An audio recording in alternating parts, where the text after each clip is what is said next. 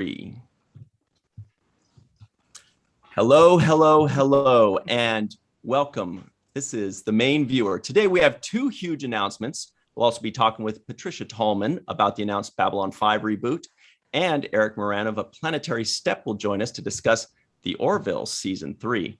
First things first, are you ready for a big announcement? That was my enthusiastic voice.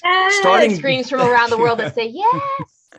Starting this Sunday, Virtual TrekCon will be running Sunday mini-cons. Every Sunday until the end of the year, we'll be premiering new videos and reviews, re-premiering some VTC videos, and hosting some live panels, including some from you, the awesome science fiction community.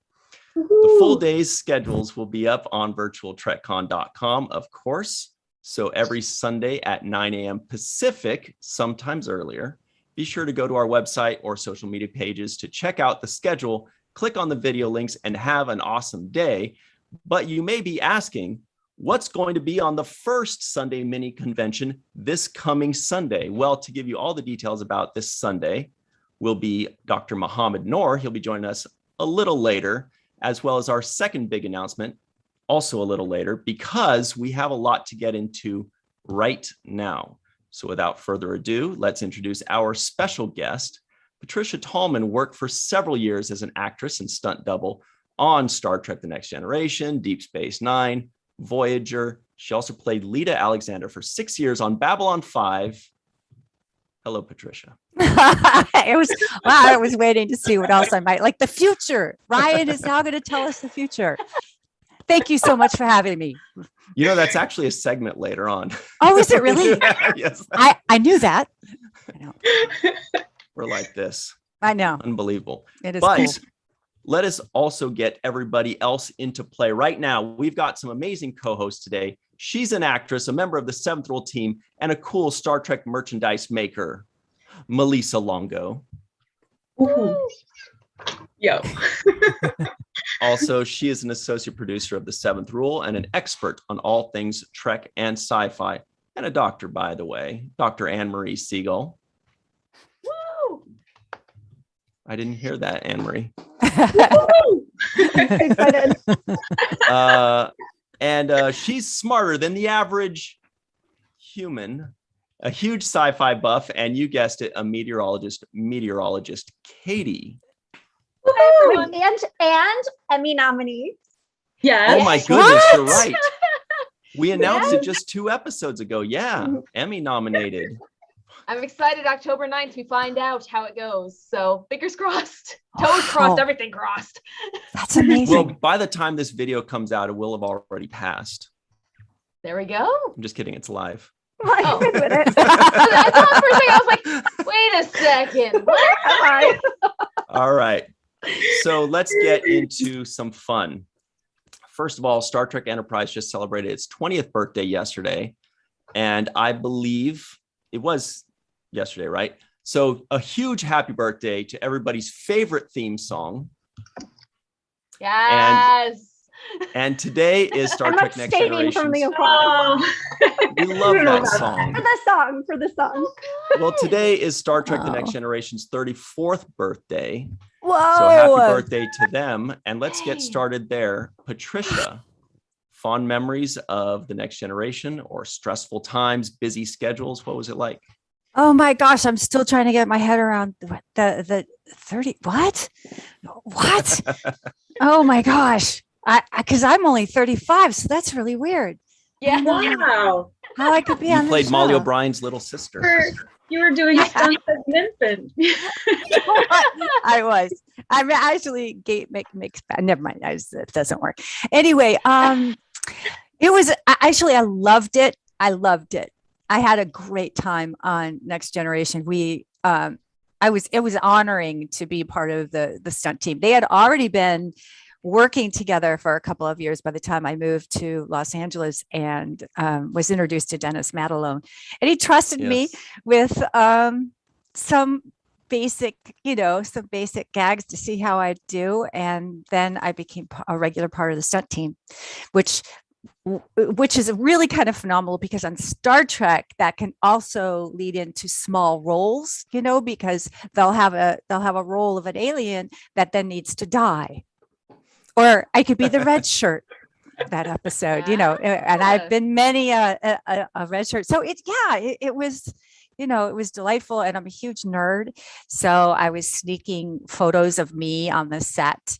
Back in those days, we had used cameras with film in them, and I'd have to set it up awkwardly to, try to get. And my very first picture, in my book, I have a picture of my very first picture I took of myself. I set it up in my trailer, and I stood outside my trailer door, and I cut my head off. So all you see is me, my proud stance in my uniform. There's no head on it. That could be anybody. What? Yeah, no, I have nothing but totally fond memories of being on that show. I was doing a lot of other things at the same time, trying to get my career going in Los Angeles. So that was the busy part, but the delight was being able to pull onto the Paramount lot, say hello to the security guards, know their names. They knew mine. I had a membership at the gym there on the Paramount lot. So it was just, wow, dream come true. Oh, nice. Very cool. You have, of all the stunts you did, and by the way, you do have like a long list of different alien characters that you played on all the various shows. Did you have an absolute favorite stunt or most proud moment in a stunt? Or if you can't narrow that down, did you have one that you just hated the most? Yeah, okay. I have various memories. Let's see, did I hate any of them? I don't think I hated anything. Wearing a lot of prosthetic makeup anytime is a challenge. It's always a challenge. And you need to just shut up and put your best foot forward, no complaining, because gosh, I got to work that day in the Star Trek lot. So who's going to, come on, get real. So I had a uniform in every color in wardrobe, so I could just, easily just pop in and do something. That I don't know if this counts, Ryan, but I got to be on Star Trek Generations, the movie.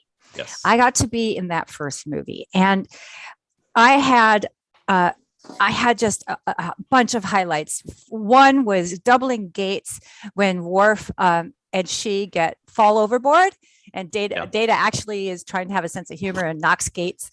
That was me, and I got to wear that uniform. And I just have this thing. I have no idea why. Maybe it's a past life. Anything having to do with the British Navy, I'm wild about. So to wear this classic, Trafalgar British Navy period uniform was an absolute thrill. And we were on the Lady Washington, the ship, which was one of my favorite ships. I was already nerding out on her. So that was remarkable.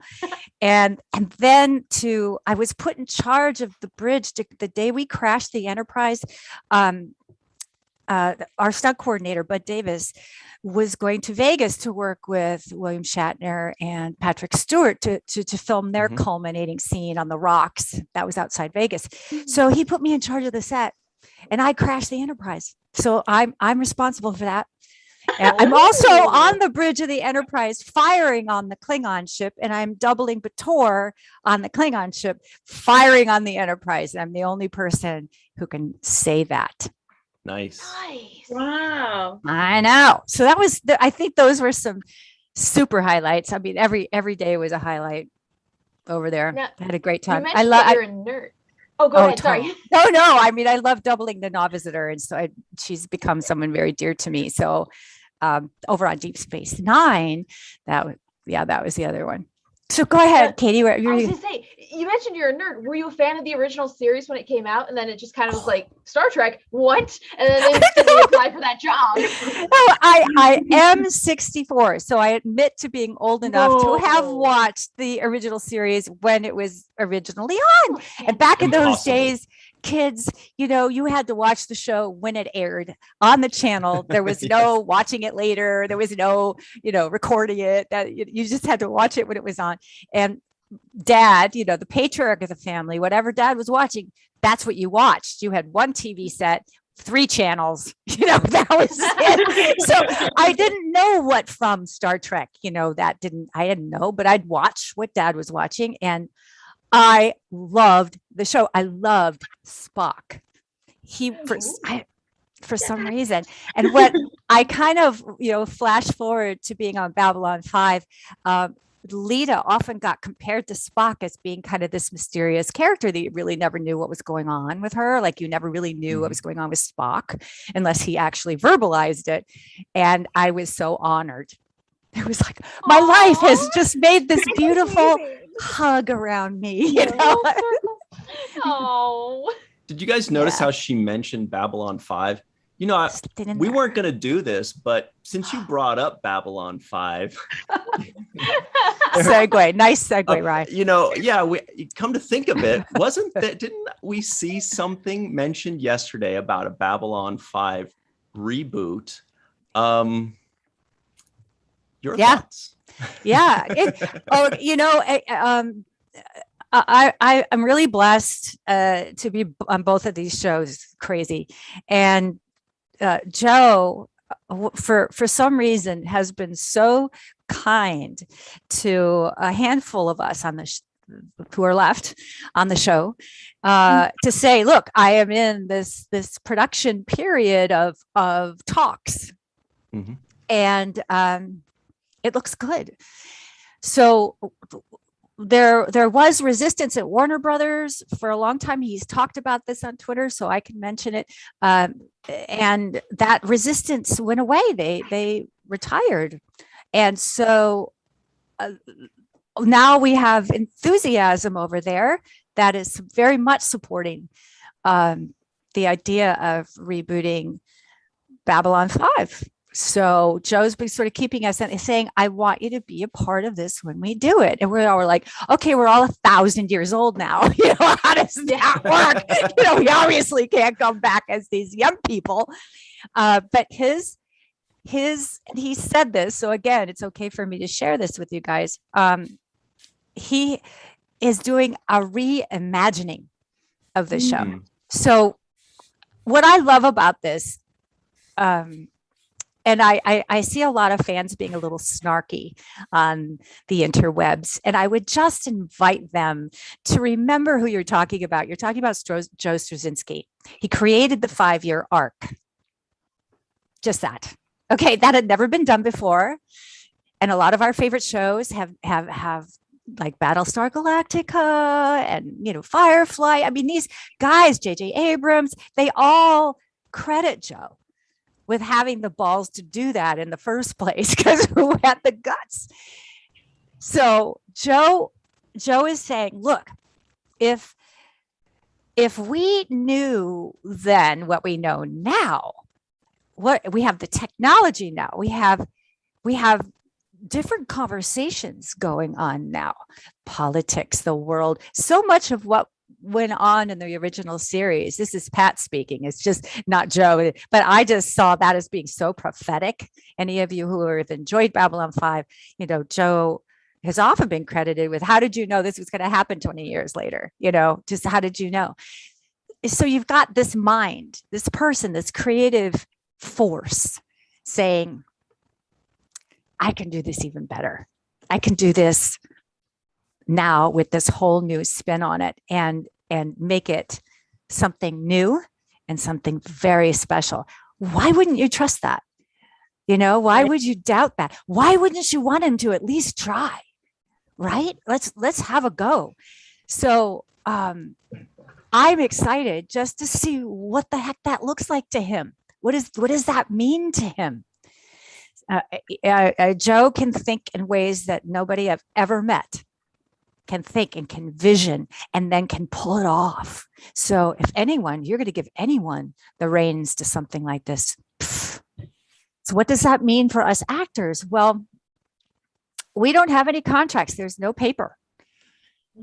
So, it's all air and it's all talk and it's all hopeful thoughts right now. And that's a good place to be. I love being hopeful. It's really cool.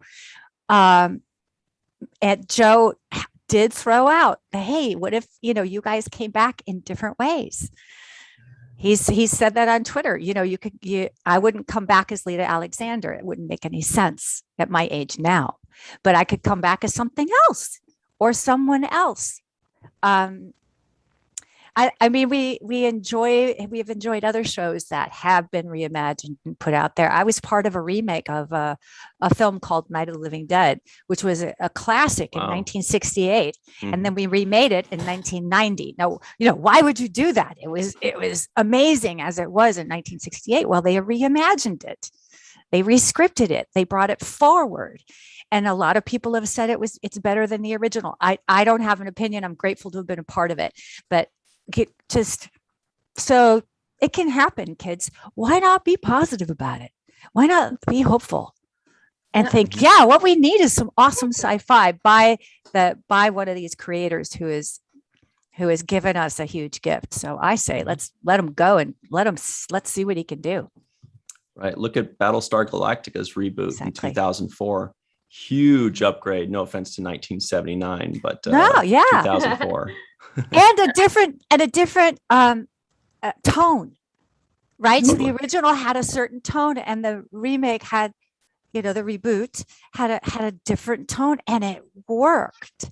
And Rockne O'Bannon talked about Joe being in Babylon 5 being a huge influence on the tone of the show, not just the 5-year arc, but a tone. So I just can't wait to see what the heck he's gonna pull out of his hat, or his sleeve, or his jockey shorts. I mean, who knows? So have you given any thought? Right It'd be an interesting show if it came from there.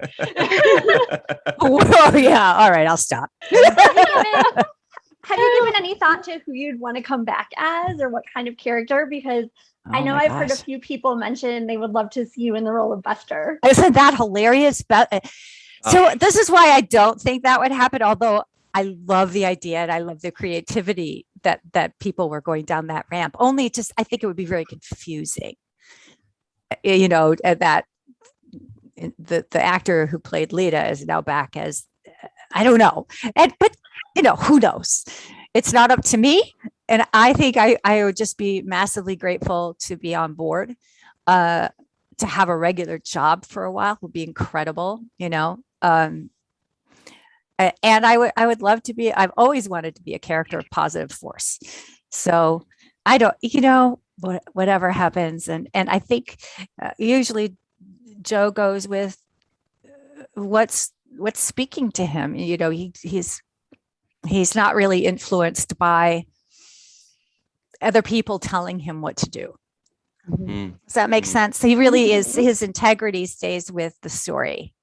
At all costs. So, but I thought that was, Emery, I thought that was really kind of clever and hilarious. I hadn't thought of that. Let's ask Walter. Yep.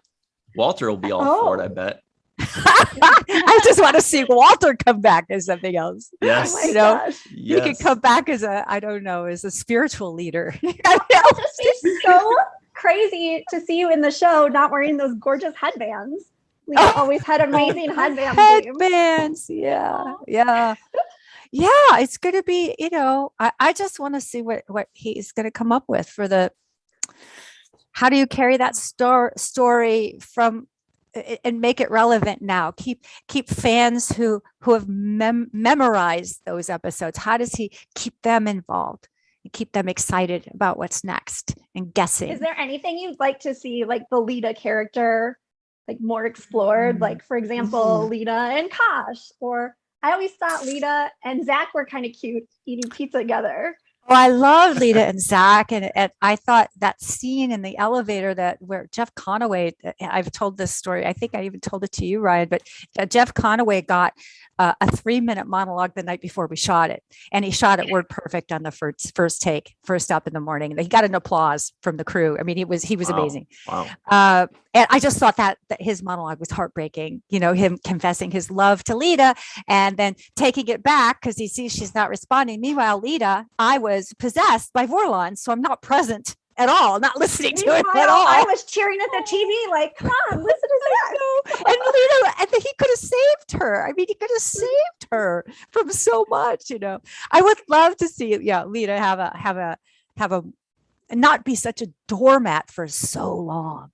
Mm-hmm. She was a doormat for so long, but Joe did that for a reason. He wanted her to build up to an explosive point and be willing to be Good. kind of a terrorist. He wanted her to be that bad I off also want to and see not her have any adventures friends. with Jakar. I know whole that thing I is so think cute. I love Jakar. it will be the biggest thing for everyone is to see what do Lita and Jakar get up to on their own. I'm sure that if he has a chance to explore that, he will. Yeah. So Patricia, we know that in this business, as you kind of alluded to, it's like 99% talk. Yes. And we all say, yes, that sounds great. Yes, sure. Let me know when that comes to fruition. Yes. We're always cautiously optimistic, and we don't want to say, Yes. sure, heard that before. We always say, yes, that sounds excellent. Yes. So just go ahead and let me know when that actually does happen. Right. Do you have, but this sounds like this obviously has way more legs than just the standard, talk.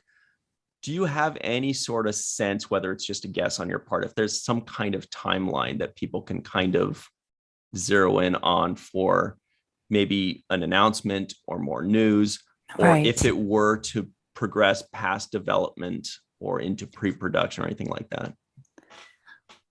This is completely conjecture on my part. So before I have said things that I know Joe has said, but this is just on me completely. I don't think they would have made an announcement without some solid plans.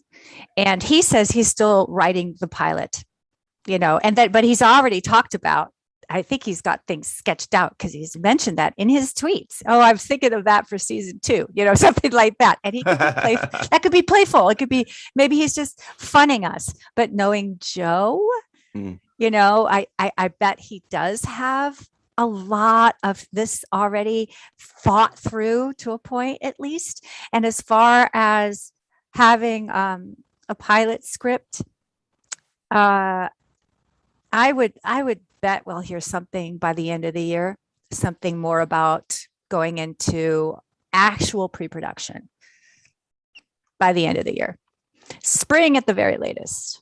Well, but I think that if he's, if he's saying something now, I think that it's because it's frighteningly close.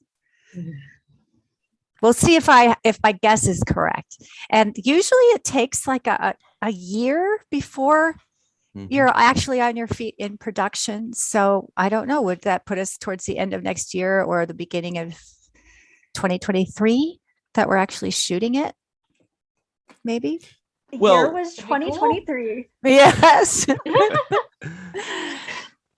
I think that just the fact that, you're right, that if it's being announced publicly means it's almost a certainty that the next steps are in the process of being made. So that's really all we need to hear, because that sounds like this is actually happening.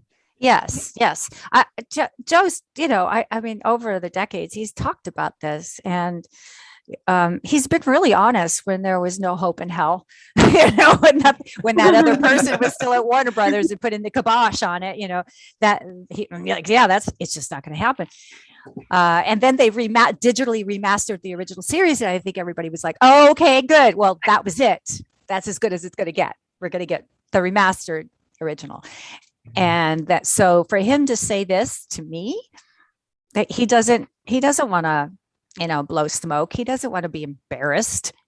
I don't think he would say anything unless some things were there's a clear path. That's my thought.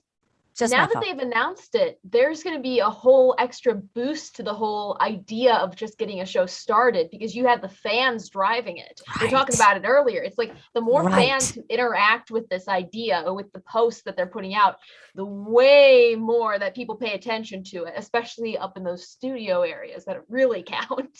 Oh, thank you so much for saying that, Katie. That's it. I think that and to piggyback on what you just said, Katie, just the idea that you fans have so much power, and we were talking about before how quick that power is with social media. So use your mutant powers for good. Let's see what Joe can come up with.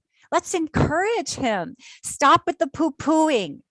Come on, that's so easy. Well, he Don't did be- get you know- 5,000 retweets since yesterday, which Let's- is a let's pretty re- good let's, sign, too. That's awesome, isn't it? So let's encourage him. Let's see what what the great maker can come up with next, and take us on another wild journey. Let's go on another wild ride. Let's encourage him. So yes, please, everybody, encourage Warner Brothers. Let everybody know that you're excited about it, and you're willing to have a look. You're willing to go for it. Let's take the adventure. Let's go for it. Now, we just have a couple minutes left with you, Patricia, but Okay. before we get to the final item, to piggyback on what you're saying, we've got about 28,000 people watching right now, right? Oh, wow. So we want those retweets to go from 5,000 to 30,000. Everybody get on that. You can totally away. do it. Joe is at Straczynski on Twitter. I'm at Patricia Tallman on Twitter. So have at it. Go for it. I'm on Instagram as well. I would love you to follow me, and I'll keep you updated with as much as I know. Yeah. And also, very importantly, on that note, if anybody doesn't know this, Patricia has written a book about Babylon 5. Can you tell us a bit about this and where we can get it? Because everybody's now going to be like, holy shit, I totally forgot. I should go get that book real quick. Also with the best title ever. Oh, thank you. Pleasure thresholds. Yes, it's what Shakar says to Lita. It's on b5events.com/store. It's on the store at b5events.com. Yes, thank you so much for saying that, and I really appreciate all the support I can get on the book. It was Joe's idea. I'll blame it on Joe. His publisher came to him and said, we need some more fan friendly stuff because you put out all the script books. We need something else going on there. And he said, call Tallman. She was so obnoxious on the set with her camera. Good God. So the editor came over and we went through my photos and we pulled about 350 from my camera. These are personal photos. You're not going to see them anywhere else. And I was like, great. Okay, go have fun. See ya. Make a scrapbook. Good. And then he comes back with the publisher and they were like, yeah, we need you to write about this. We need you to caption every single one. Now tell the story of every single one. Now it just turned into this, 350-page book. So I updated it in last year in 2020 with like 3 or 4 new chapters and a bunch of new photos and stuff. So have a look at it. You can buy it from me. It's autographed. I send it to you autographed. On Amazon, it says it's $250. Do not buy it on Amazon. They print it for me. I fulfill it because I want to autograph it for you now. I didn't want them to sell it. And I won't make any money on it if they sell it. So I'm keeping it in-house. You'll also see some stuff in that store. That's from the other actors. I wanted to throw that out there too. So you're supporting all of us by visiting the store. Thank you. What a coincidence. And You just updated last year. I know. Then you also have like a Patreon with B5 events with some really, really amazing guests that everybody is familiar with. Yes. If you want to talk a little bit about that. And also it goes with a Discord, which is also super fun. Oh, I love that you're so into the Discord, Anne-Marie, because I don't always get really those kudos. So I appreciate it. I became a major fan after you were on for Virtual TrekCon in December. Oh my gosh. I spent 2 months just watching Babylon 5. I was so hooked. Oh, wow. I love it. It is true. And you guys are so fun on Twitter. I just love it. Oh, wow, that's amazing. Thank you so much. Yes, I'm really into community. And because of the pandemic, I thought, what can I do? And so I created a Patreon page and we have a very tight community going on there. I would love, we're coming up to our year's celebration. We have a party at the end of October. We're going to have a virtual potluck, costume party. Nice. It's going to be really weird and fun. So From the waist up. Yeah, exactly. And hey, and we also, I invited special guests, as you were mentioning. I had done something called b5events.com, and that now I'm trying to get back out there on the road. And I was doing conventions before. I'd like to get back out there so that we can personally gather again. But definitely the events have been kind of eye-opening in the response from all of you. And that's something to keep in mind. But yes, my Patreon page is really important to me. So I'd love for you to come by and visit. That's just patreon.com/Patricia Tallman. So you can check it everybody out. at home, we've got her link tree in the description box of this video. So very easy. Everything that we've talked about, just go click on that link and it'll all be right there for you. Patricia, thank you so much for your time today. It's been really Thanks cool. for We really having me. appreciate it. I appreciate it too. But don't go to our link tree right now. Go when this is over, and You then got plenty just of spend the time. rest of the night over there just pushing buttons and buying stuff and planning for holidays and stuff. But anyway, thank you so much, Patricia. We really appreciate it. Thank you. It was great. Lovely to meet all of you ladies. I've met Ryan. Thank and you. He kills me, but you guys are great. Aw. Thanks. Love Oh, you. sure. Take care. Bye. Thank you. Bye. So everybody at home, wow, that was the quickest out that most people, they go, all right, see you later. Yeah. Friggin' Bye. She's got all the tech Professional. savviness. All right, so we are bringing in Dr. Mohammed Noor and Eric the Smoke Moran right now, because everybody, we're going to talk about the Orville. We're also going to talk a little bit more about our major announcement, and we will also give you a second major announcement in a moment. But before we do all that, it's time to change the channel from one sci-fi show to another sci-fi show. Mohammed is on the face of the sun right now. Oh, no, there we go. It does that. I don't know why it does that sometimes. Hello. Great to see you. Thanks for having me. We want to introduce everybody to you. Everybody, you remember the Dean of Natural Sciences at Duke University. He's also an occasional Star Trek science advisor, Dr. Mohammed Noor. He walks on the face of the sun whenever he feels like it. We're also joined by Eric the Smoke Moran. He made an independent Orville film called The Planetary Step. He also does great Orville cosplay. He's also a probably semi-retired professional wrestler, but he'll be back. How you doing, Eric?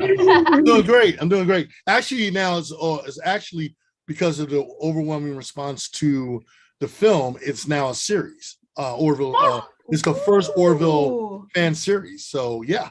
Excellent. Oh yeah. Right now we're filming. Wow. We're finishing. We are in post production of episode 2 for season 1. So we have a whole season already mapped out and everything. Tell you what, tell everybody what the link is that they can go to, or if it's a Facebook page, and we'll include it in the description box as well. But what is it? It is a Planetary Step. The series can be checked out on my YouTube channel, which is The Smoke 007. And I also have a sister series called A Planetary Diary, which basically I interview anything and everything dealing with the Orville, from the producers from the show, from the actors, anything that's dealing with the fandom of the Orville. Basically, I cover that within A Planetary Diary, from interviewing from the people who are behind the production of A Planetary Diary, to the people of the Orville itself, to the fans. Anything that's dealing with the Orville, it's on A Planetary Diary. And then, of course, All the right. series. This is big time, everybody. Great So resource. now it's the time we've all been waiting for. It's been I always forget, 16 or 17 years since season 2 of the Orville.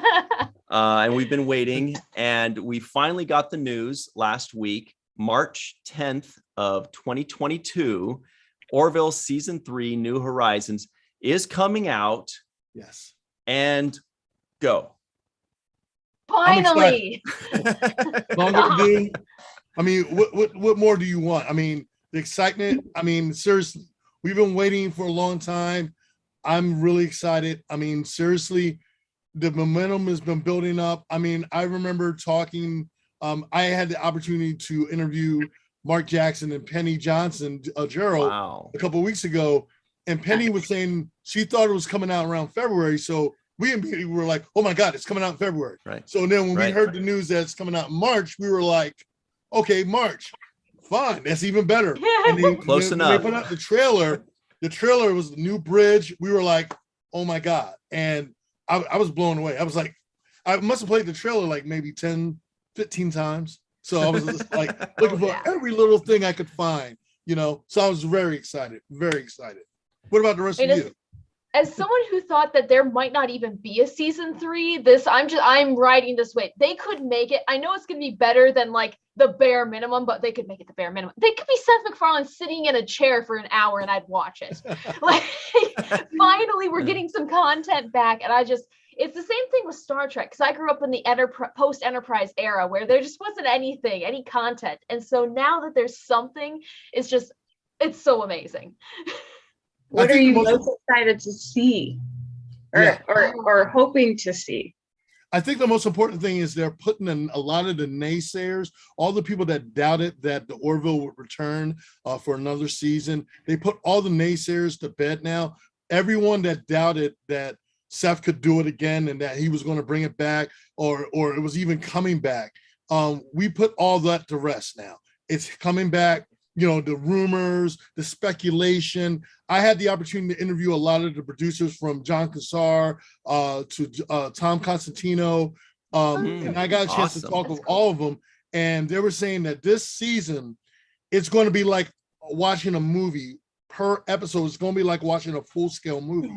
So it's going to be on a large scale. It's going to be monumental. So I cannot wait. I mean, oh God. Yeah, and that's what I'm most excited to see too, is how they use that new Hulu budget, like how they make it look just even better, because it was already peaked for television. Like the So design, the CGI, just mwah. Yes. So in Wikipedia, when you go to the list of the cast, it actually mentions somebody new for season 3 who's not in. Okay. Who is I don't it? know Any details? I don't know anything about it. That's what I was curious if anybody else knew. They're going to be introducing a new crew member. They're going to be introducing because there's a lot of things. If for a lot of those who tuned in, I don't want to give anything away for those people who are interested in watching Orville for the first time. Watch season 2, especially. Something happens in season 2 which changes everything. And Great episode for Halloween. Yeah, Penny Johnson, Gerald, and Isaac get together. Yes. Well, so many things that change. Yes. They did so much. They did so much in season 2 that I mean, it was like Next Generation proportions that I was like sitting there like, oh my God. I'm like, they did this in season. The things that they did in this second season, I was just like. So again, there's so many things that are about to happen. So I highly recommend, for the fans out there who are watching, who are tuning in right now, if you have not watched the Orville, you're doing yourself a disservice.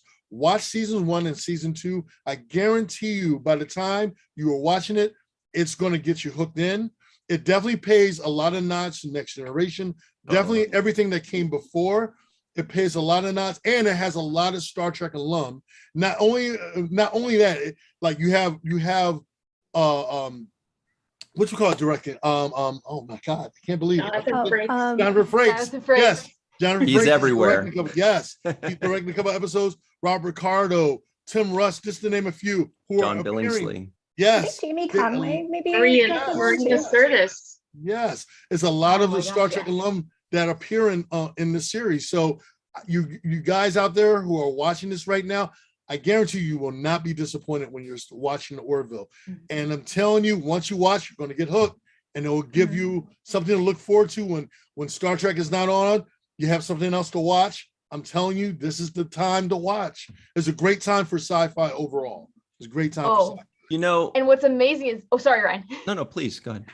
What's amazing is if you don't watch a lot of sci-fi, which if you're here, but if you don't watch a lot of sci-fi, this is a show that gets you hooked on it. Like my mom, hardcore, not a fantasy, not a sci-fi person, watches the Orville every week when it's on. So it's a good introductory show, I think, to the whole sci-fi element. So if you have a friend, maybe you want to get into sci-fi, but you don't want to just throw them into Star Trek Enterprise season 4, you can start with Orville. Yeah.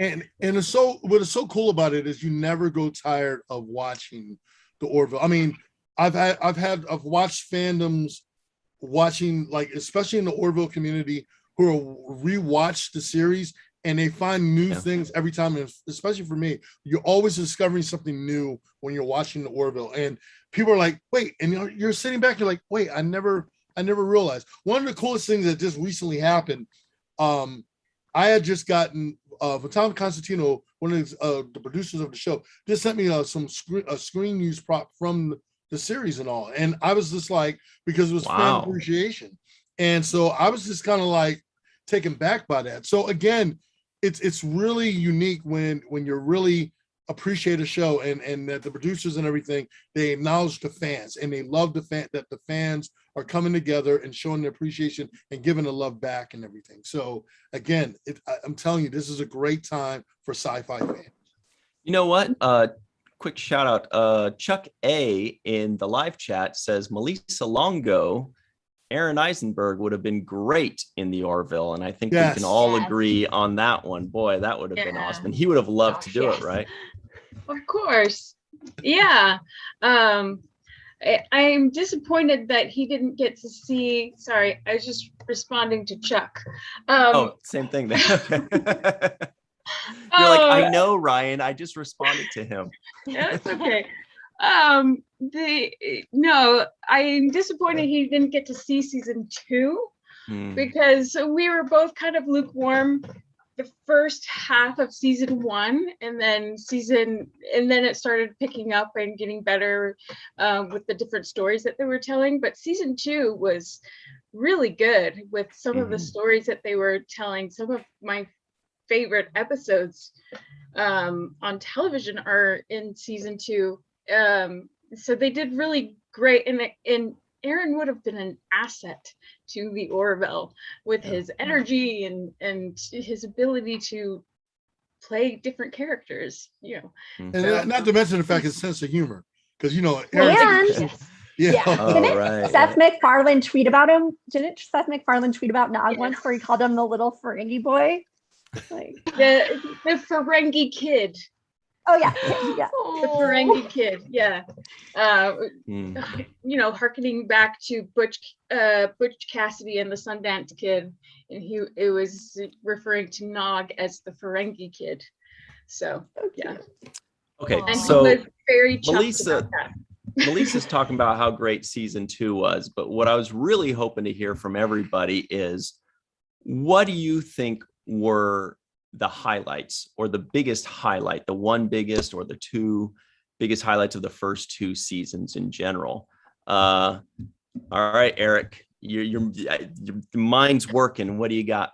The battle for Earth. I mean, it goes without saying. I mean, there were so many parallels for Next Gen, and I was sitting there like I've talked about this before. It gave so many vibes from Next Gen, from the Borg, and for me to see this, it was like reliving watching Next Gen, but to me it was just a whole new level. And just to see that for the battle for Earth, and against the Kaylon, I mean, I was totally blown away. That changed the whole format for me of the show, and how Isaac and his people, and you didn't see it coming, and for Seth, the way he wrote the show. Because everybody thought when the Orville came out, everybody thought the show was going to be like a Family Guy type show, like it was going to be and Seth was very intelligent. He knew what he was doing. Seth, you got to remember, Seth was a Trek fan, and Seth is also a Trek alumni. Remember, he was on Enterprise, and people forgot that he was a Trek alumni. So he did Star Trek fan films back in the day. So Seth knew what he was doing. He knew that Fox was going to be probably like, we got another Family Guy episode series and all. But he slowly started writing to make it a little bit less funny, and a little bit more that Gene Roddenberry-esque, sending little messages, subliminal messages. And every episode had a little bit of and you had to sit back and made you think. But I'm telling you, with this episode, it started getting more serious, and I was sitting back, and it had a lot of humor, but it had that human factor humor. And I just sat back and was like, wow, whoa. And I mean, I was calling up my friends like, oh my God, did you see what just happened? And I had not had that kind of effect Totally. Since the D Space Nine Next Generation era, where I was calling up my friends like, oh my God, did you see what happened? Did you see what happened? I mean, I did not have that kind of effect in years. So to see that happen again and have that kind of effect for me, especially during the Battle for Earth, And that was the thing that prompted me to want to write a planetary step, because that inspired me to want to write about like the events that took place during the Battle for Earth. So yeah, without a question, that was it for me. That was the episode for me. See, I go with a battle, but it's not that one, because I think my favorite moment from the entire series has to be the Mocklin battle with Dolly Parton playing in the background. Yes! My gosh, I've never laughed harder at a TV show. That just, it nailed everything. You had a battle, you had action, you had the depth of the story, and then freaking Dolly Parton comes on and you're just like, what am I even watching? Like, it's that good of a show. Brilliant. Yes. That was the episode I was going to mention too. Sanctuary was my favorite because it was so well done and so thought-provoking and tender and so much going on. And then you add Dolly Parton in there, and I'm sorry, but Dolly's amazing. So especially when the ambassador was quoting her the song when she was at the trial, she was like, and I was sitting there like, and they were all looking at her. I thought that was funny too, because she was like working 9 to 5, with a hard way. And I'm just sitting there like, wow, that is so funny and all. A dramatic reading of 9 to 5 is something that I never thought would exist in this world, let alone on television. But we lucked out. What about you, Anne Marie? Do you have any highlights? Obviously, it's Singing in the Rain. I thought it was gonna be some kind of relationship shipping, because you're always like, that is what it is. Yeah, it is. When that's right. No, you're right. Dr. and Claire Finn get together while Singing on the Rain's playing on the bridge, and they make it rain. It's so cute. That's my favorite. But I mean, there are so many amazing moments. It's just impossible to pick one. And one of my friends was like, you need to watch Orville because it's some of the best episodes of Star Trek ever. So then I went home that night to watch it finally, and I just didn't leave my apartment for a week or two. So good. And then started the rewatch immediately and made everyone I know watch it. Nice. It's just amazing. Mohammed, what do you think? Yeah, you guys picked a lot of the really good ones there. I mean, I guess just more generally, I like the fact that it wasn't afraid to take hard turns. Like for example, the whole plot with Isaac's species. I mean, as you said, we didn't see that coming at all, and that was a very hard, very sudden turn. They weren't afraid to do that, but it was still episodic, and just even in terms of character development, like the episode with Isaac and Penny Johnson General's kids on the planet. I can't remember the name of the episode. Oh my God. I mean, again, it was a lot of character development. Next level. Yeah, there's character development. There was serious ones. Interaction development. There's all sorts of stuff. I really like that. I thought those were the things that really drew me into the series, as well as the great specific episodes too. Yeah. The writing was really, really good. I mean, like I said again, Seth really honed it in, and to me, it was a lot of tribute to Gene, like how Gene wrote back in the 60s and 70s, especially in the 60s. Because again, I love when writing is smart, when you're doing smart writing and you're not trying to wag your finger and jamming it down our throats, when you're doing it in a very covert way, where you're just showing, you're trying to just tell a story, but you're doing it in a way where you're trying to teach a lesson, but you're doing it in a way where you're just like, wait a second, I just learned something, didn't I? Whoa, did I just learn something? Oh my God, I just learned something, and Trek, for me, growing up in the 70s, watching Trek, watching Next Gen, watching Deep Space Nine, they always had hidden messages. You always learned something. For me, even Babylon 5, even a lot of these shows, I always learned something. They always had something you learned something from it. They had some type of morality where you learned something from it. And a lot of the shows, somewhere along the line, a lot of the shows lost that. And of late, now they're starting to go back. And Seth always had that mentality of where we had that mentality growing up where, hey, I want to bring something back. I want to bring some of that nostalgia back, where people used to think, that used to make you think when you would watch a show, and especially a sci-fi show, to make you think, to make people have a discussion, to have a talk about. And now look what's happening now.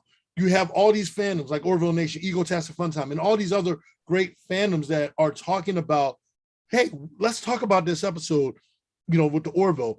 hey, what did you think? And we have a discussion. I think that's great because, again, like Next Generation, like classic Star Trek, like Deep Space Nine, like Voyager, we talked about what was going on in that episode, why we felt. Sometimes we had differences of opinion, and sometimes of the things that are going on today, but we were able to do it in a way where we put it in story form without having it right at the surface, but we did it in a way where it was really, so again, I love that. I love the way how Seth and the writers are doing that for the Orville. Yeah, I have to agree with what you were saying, that the Orville is asking some moral questions in a way that Star Trek used to ask those moral questions, but without preaching it at you, Yes. And without giving you the answers, having you think about what one choice might lead you, or where another choice might lead you, and each choice has a consequence. You're not going to be free of consequence no matter what you choose. So, and I love those moral questions, and I love that the Orville is asking those questions. I just want to point out very quickly that Mohammed in the live chat responded to somebody, but instead of saying I liked Alara Katan too, he said I liked Alara Karen too, and I'm like, that's a completely different kind of character. Autocorrect. I know. Real quick, I did want to echo the sentiments of the Battle for Earth, that the cliffhanger ending of that first episode out of the two-parter, whenever the last 10 minutes or something, where just everything just goes ballistic and you're like this. Yes. Was like, honestly, that to me was the best moment in science fiction television that year, possibly the best moment in television I had seen for anything that year. And as you were saying, the first thing we do is we call our friends, and we did get those phone calls and made those phone calls, and it was suddenly like, holy shit, did you see that? And anybody that said no, you're like, just drop everything, go see it, check it out. Also, honorable mention to, I think in the first season when Isaac cut off, what's his name, Gordon's leg. Yeah, the leg was a completely different length. Yeah. The leg was up at his hip, but he was cut off at the knee or something. Which just made it funnier because it maybe wasn't on purpose. And I also wanted to echo what Mohammed said, which is that it was really brave of them to go in a serious direction when everybody just assumed, okay, this is going to be, what is it? Blackjack and Hooker is going to be funny and comedy and whatever. Right. And they were brave enough to say, look, we're going to tackle really serious things and have really serious moments. It's going to be a serious sci-fi show with some honest, real comedy infused in it, but it's not going to be a comedy with sci-fi infused into it. And that's such a good move, because I think it really picked up after like the first episode or two. And then from there, they just hit their stride. And the second season was even better. Presumably the third's going to be even better. What were you saying, Anne Marie? Oh yeah, totally. The end of episode 2 got me totally hooked. But also there's another fun like fan community around the Orville land podcast run by Dan Barrett, who's a friend of Virtual TrekCon in Australia, actually. Nice. They're super and quirky, and it's just a hilarious review of season 2. So if you can check that out on iTunes, it's Orville Land. Speaking of which, we will be doing a couple more shout outs at the end of this live show. We're also going to give you more information on the big announcements of the day. Way more big stuff coming in just a moment. But we're going to spend a few more minutes closing up about the Orville. Do you have any final thoughts or wishes or hopes to see in season 3, some kind of character growth and whoever the new character might be? What do you guys want to see? Yes. Well, I want to be the older half brother of the 2 little boys for Dr. Finn. Yes. Oh, that's so cute. See, For me, when it comes to the Orville, the way I think about it first is with Seth. And I've always said that he's an agape writer, which agape is a term for just unconditional, non-sexual love. Just like you have such a whole essence with all your being, love for something. And that's something that's lacking in Hollywood and just in creativity across the board in the world right now. And so for season 3, you have this writer who has a entire body worth of love to give for this show. And it's just, I hate to say can do no wrong, but at this point, it's been so good keeping going and going. I just don't see it stopping. And I think season 3 is probably just going to keep that momentum going. All the anxious energy, like, come on, let's get season 3. All that's just going to be poured out in the 3rd season. And we've got a cliffhanger, by the way. Yes. Yeah. I was going to say, well, that also ties into the reboot of Babylon 5, because he's so passionate about that project. There's no way it's not going to be something worth watching. So yeah, I think it's you hit that on the head. So many of the sci-fi series seem to hit their stride with season 3 too. I mean, think about like Next Generation. Think about seasons 1 and 2 versus 3 and thereafter. And the same with Deep Space Nine started fairly strong too, but you even saw an improvement going to season. Oh my God! What if Isaac's the one who grows the beard? I was gonna say Bortus, because we've seen him with the mustache. What if he? But Isaac might be even better. How about everybody? They all grew quarantine beards and just the chia pet on Isaac. Yeah, Alara Karen. I think for me the biggest thing is I want to see. I think the biggest thing is going to be for people to debate over whether we want to see Kelly and Ed together, or are they better as friends on the ship, or are they better as a couple? Because we got a chance to see both sides of it, and that choice that she made at the end, again, not going to give anything away, but there was a choice she made, and so we're going to see the ramifications behind that. But here's my biggest question: will we as fans want to see Ed and Kelly together? Or do we rather see them not together, but still working? Because we see them working well together as a team. They work well as a fine team, as commander and captain. I eventually can see Kelly also becoming the captain of her own ship, because she has everything that takes to be a captain. So I mean, again, and of course the crew. We already saw John Lamar move up through the ranks. We found out that he is more intelligent. He has a high IQ.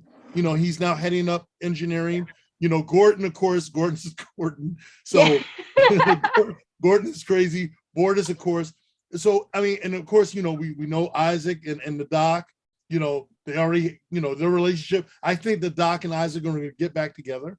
So, I mean, again, you can't go wrong with this series. The series, like you said, Katie, it's only going to get higher. And then, of course, for those who are really hardcore fans, you have the comic books that are out right now, who are canon. The comic books. Yes, they are canon. And so, if you want to know what's going on in between, that's awesome.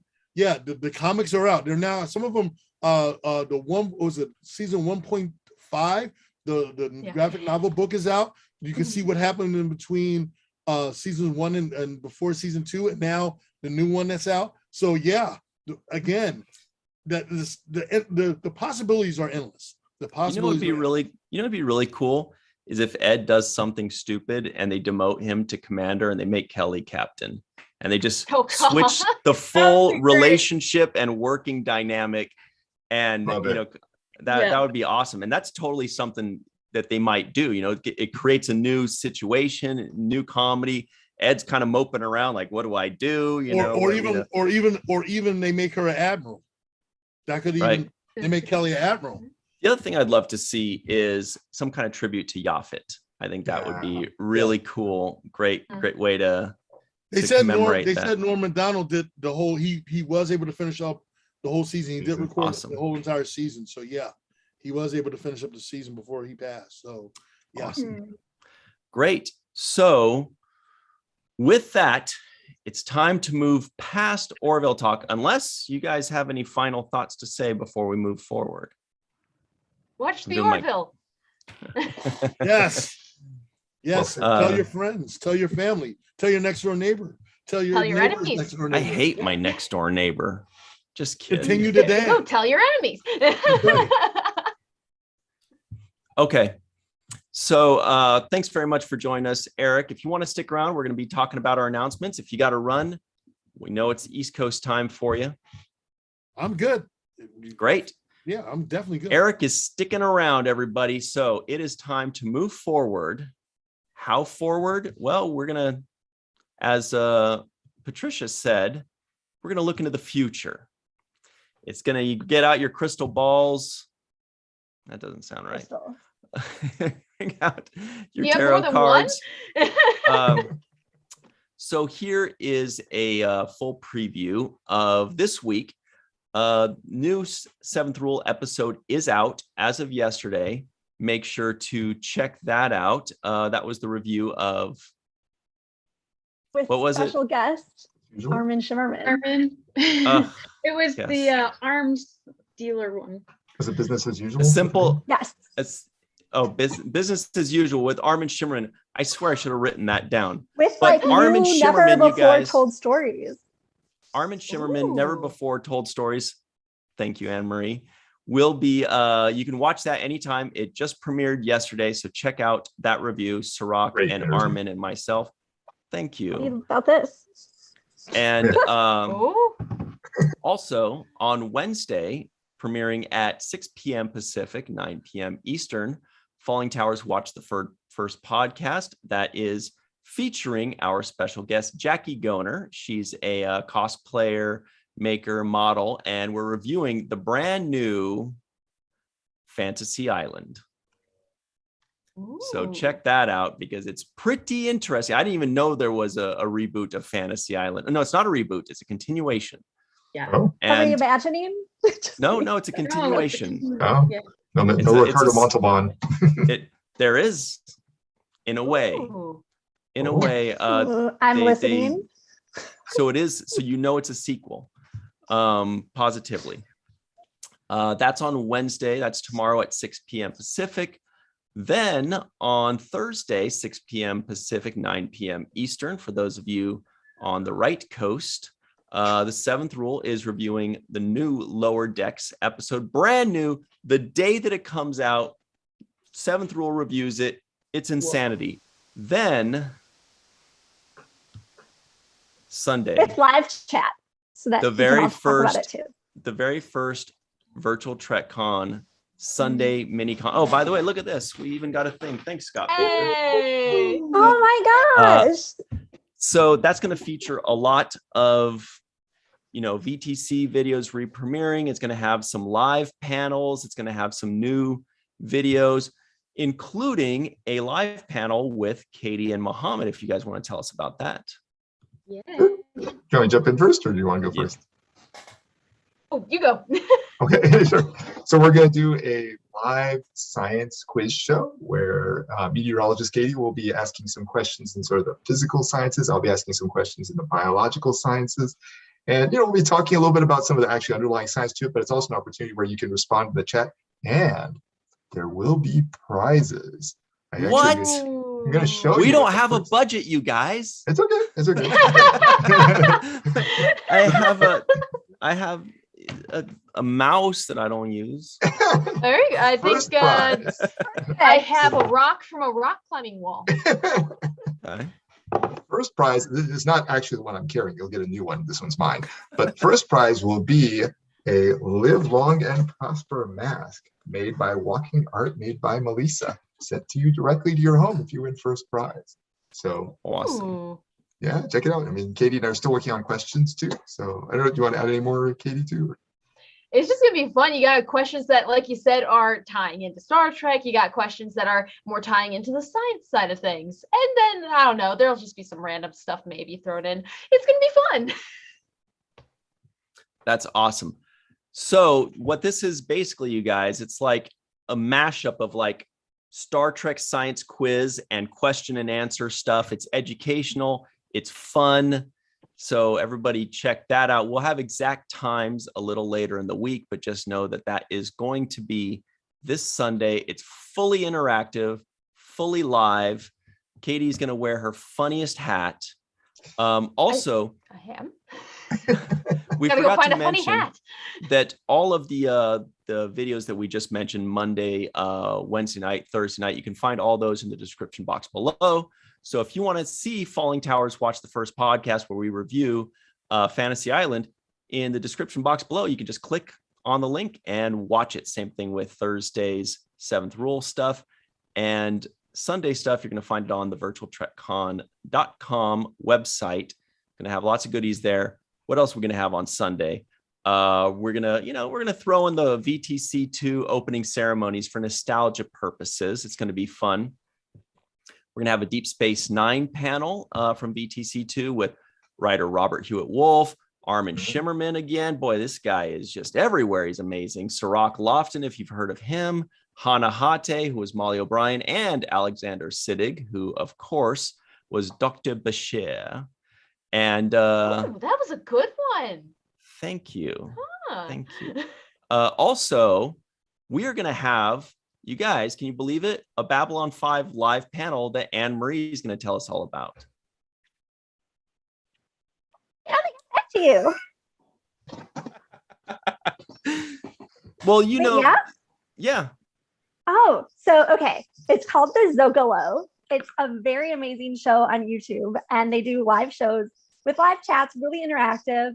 And it's hosted by Charlene Schmidt, who's like at Oh the Profanity, one of like the massive Voyager fans in existence. Also a massive Babylon 5 fanatic since the 90s. And then co-hosted with Norm of Mission Log. And they're just, between the two of them, they have a massive amount of knowledge. Char, it's just impossible to hear her talk without cracking up. She's amazing. And I'm very, very, very much looking forward to it. Okay. That is going to be awesome. That is a brand new addition to Sunday's lineup. That's why Anne Marie was a little taken aback. She's like, have we confirmed them yet? Is this a real thing that we can say? Can we say I've this? been like holding my breath. We can So say excited. this. Also, the 7th Rule will be reviewing Blaze of Glory. That'll be at 9 a.m. Pacific time at its regular slot. So that's kind of like the kickoff show usually. This week, we'll probably have something right before it, but usually that'll be the kickoff show at 9 a.m. So every Sunday, 9 a.m. Pacific, 12 p.m. Eastern time is when it will start, and it will go for like 4, 5, 6, 7 hours. It's going to be amazing. Sunday mini cons. It will close out with Falling Towers Watch the First, now moving to Sunday afternoons. We will be reviewing Doom Patrol with everybody's favorite, Bridget Fitzgerald. She's hilarious. She's pleasant. She's great. Doom Patrol, Doom Patrol, Doom Patrol. I think Muhammad probably likes Doom Patrol. Oh, I was thinking about Bridget Fitzgerald, but that was well, it seems like a show you'd like. I mean, I don't know. Have you seen it? seen it. But That doesn't sound like he likes it.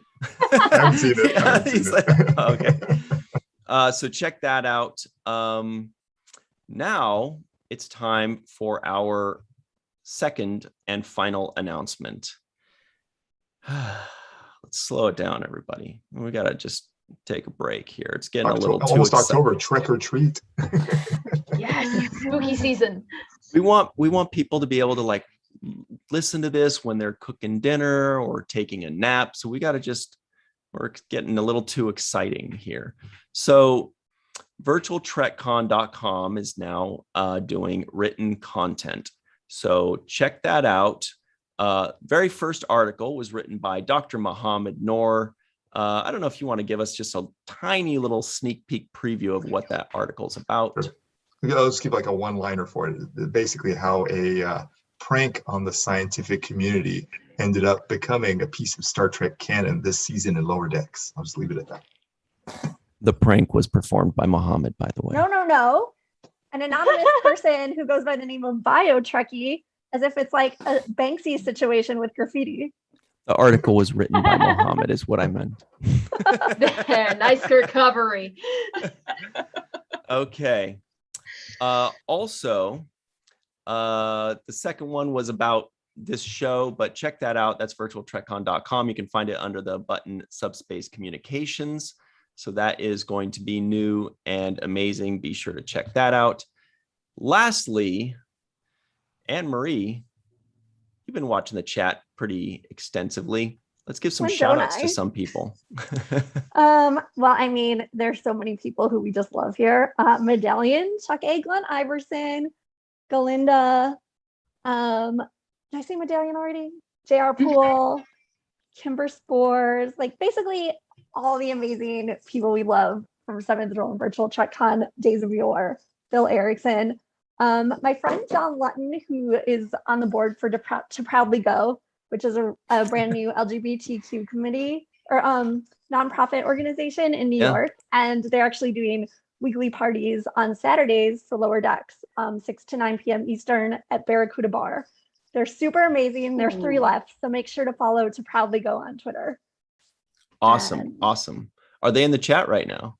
John Lutton is, who's the treasurer for To Proudly Go and hilarious and amazing. Awesome. Shout and out to Mohammed is telling me I have to say hi to Rico. And boy, Doom Patrol got a lot of love in the live chat. We just mentioned it. Everybody went nuts for it. So everybody check it out on Sunday. Find out if we went nuts for it or if we shat upon it all day long. Boy, are we, boy, Hey, we're tough. I cosplay as Robot Man, so hey, No way. I love that show. So yeah. Yeah, but we are tough. Boy, oh boy, we really like to be tough critics there. Katie, Melissa, have you guys seen it yet? Nope. Oh, I'll have to now. Oh, yeah, God. you've got 5 days to watch it and then see if you I can agree pull that with off. our assessments. Well, I think that's about it. There's one thing I was hoping to bring up, and that's that it seems like everybody's talking about rewatches nowadays. I'm starting my DS9 rewatch. I'm doing my Babylon 5. I'm doing the Love Boat rewatch. All this kind of, That's you know what just I think? you. You know what I think we should do? We should do re-listens, you guys.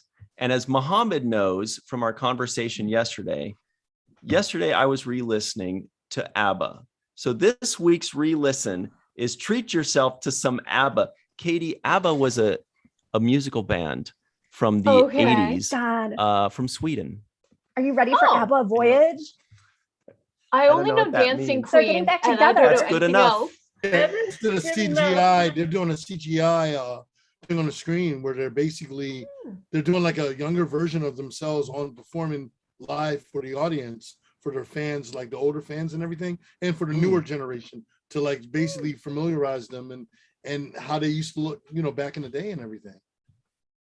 Awesome. I That'd love be it. awesome. So everybody treat yourself to some ABBA, some Doom Patrol, and some Star Trek Babylon 5 Orville. I guess we covered a lot of stuff. Thanks, Eric. That was really cool. Thank you so much for joining in the fun. Everybody at home, be sure you thank Eric, Anne-Marie, Mohammed, Katie, Melissa. Actually, can you all tell everybody how they can stalk you on social media, starting with Melissa? You can stalk me on social media on Twitter or Instagram or Facebook or on my website, Walking Art Made by Melissa. All of those are Melissa Longo, Malissa, but it's pronounced Melissa. So Did I say stalk? I meant support. Katie? I mean, join the club with the stalking. You can find me at weather_Katie. I'm on Twitter. I'm on TikTok, although that's been kind of quiet lately because my phone's not the best, but we're coming back. And we also have Instagram and Facebook, just at weather_Katie. And then on YouTube at so many random fandoms. Nice. Anne-Marie? Twitter at Anne-Marie Siegel1 or just at every 7th Roll live chat. That's true. That's true. Eric, where can we find you? The Smoke 007 on YouTube and on Instagram, TikTok, Jericho, Gerico, GERICO 000. And you can find that on Twitter and on TikTok. Mm-hmm. And Eric the Smoke Moran or The Smoke on Facebook. And if you just can't find it, look up Eric the Smoke Moran on Google search and you'll find everything that you need to know on me if you want to stalk me. Nice. Everything you want to know and more. Mohammed? I'm on I guess Twitter, Instagram, and Facebook, all with the same handle. It's Mafnoor. M like Michael, A like Apple, F like Foxtrot, and then Noor, N like November, OOR. And then also on YouTube under BioTrekkie Explains. Oh, we got kind of military for a second there when you said Foxtrot. What is you? Like C for Charlie. Okay. Ryan, Grew up how outside do we Air find Force you? Base.